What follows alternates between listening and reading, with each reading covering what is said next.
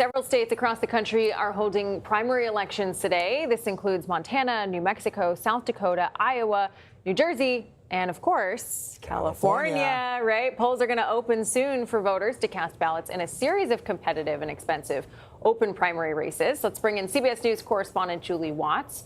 So, Julie, I want to start with California's race for governor. Which two candidates in what's a very crowded contest do you think is going to advance to November, and why, right? Because this is a jungle primary, if memory serves.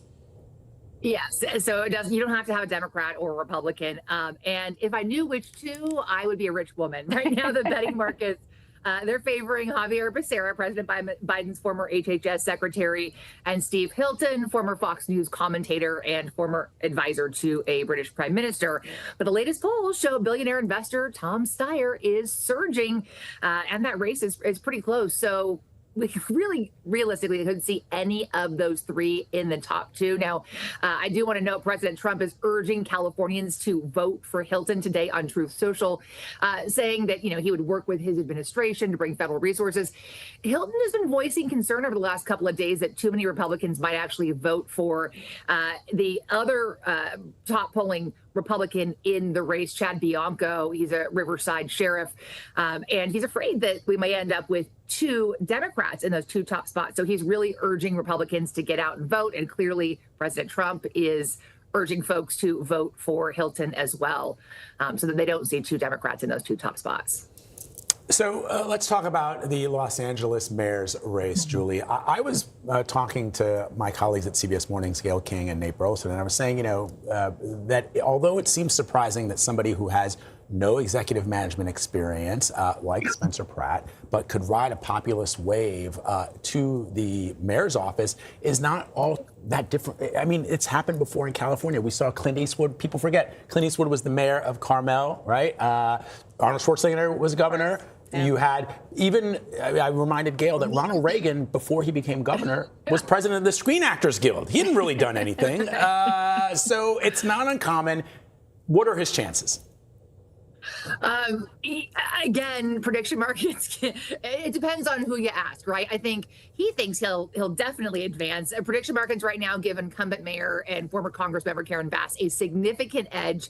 But that reality TV personality, Spencer Pratt, and the Los Angeles City Council member, Nithya Raman, both competing pretty closely there. Recent polls show, frankly, all three of them separated by just a few percentage points. So again, betting markets have Bass way ahead, but the polling shows all three are very close together. And to hear Spencer Pratt tell it, he's going to get more than 50% of the vote. Take a listen. I'm confident I'm probably going to win with 51% on June 2nd, because I don't do a political message. I don't do national politics. I don't do tribal politics. I don't talk about other states. I'm localized. I just want to fix our streets, get the lights on. I want people to feel safe. My message isn't political. It's common sense.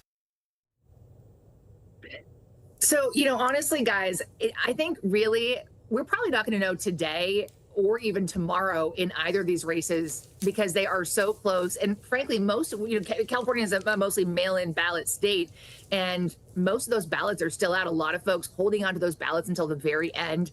So it could be interesting, and it could be a long few days for California to figure out who our next governor and who the next LA mayor is. Or, well, actually, let me rephrase that, who the top two candidates to be the next governor and LA mayor are.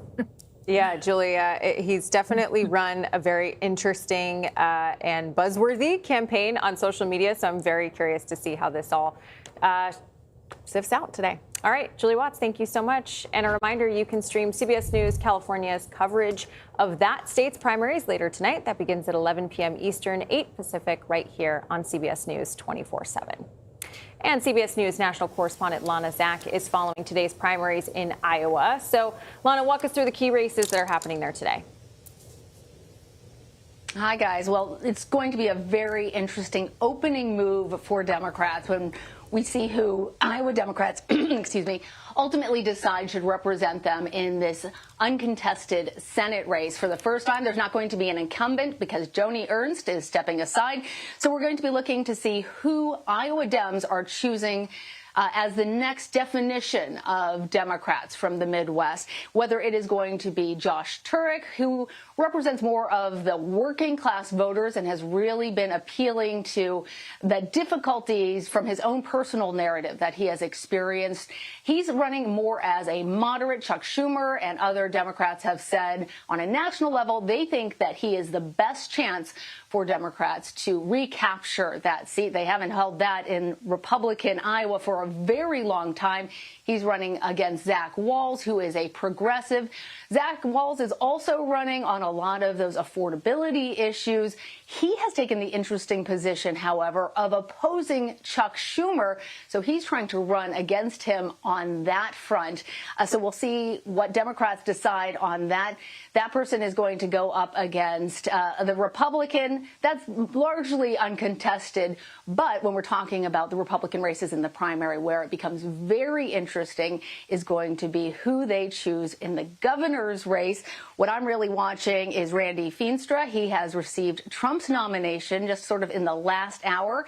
He's up against Zach Lane, who has been surging in the polls here recently. Lane is more of a conservative. He has received a lot of endorsements from people who are traditionally in the MAGA base, including Turning Point USA. That's Charlie Kirk's organization.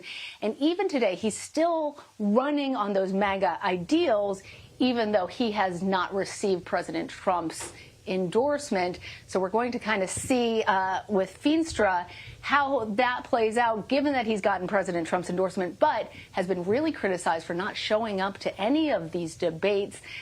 Another interesting thing, guys, we might not know the answer to that because 35% of voters have to endorse one of those primary candidates. Otherwise, it's going to be settled at the convention. Lana, you spoke to some Iowa residents recently. What are some of the top issues on their mind? Well, you know, Vlad, whether you're a Republican or a Democrat, what you're going to try and appeal to voters in the Midwest, particularly in Iowa, is going to be on those economic issues. I'm going to play you a little bit of sound from Helen Hill. She is a grandmother who is dining with Catherine Cummings, her granddaughter, at the Hamburg Inn. Catherine is just at the age where she's going to start voting. Here's what they have to say. I'm a little nervous. Yeah. Things are expensive. You have to think twice about what you're doing. I'm concerned about, gas prices for sure. Being in Iowa, we don't have a lot of transportation options, and so gas is something that I know a lot of people rely on to get around and go places. And seeing that be amplified for so many people in my life has been evident. So those gas prices, that's really hurting President Trump and cutting into his base. That's where moderates think they may have the advantage. We'll see if voters agree after they vote in this primary. Guys, I'll send it back to you. All right, Lana, thank you very much. Appreciate it.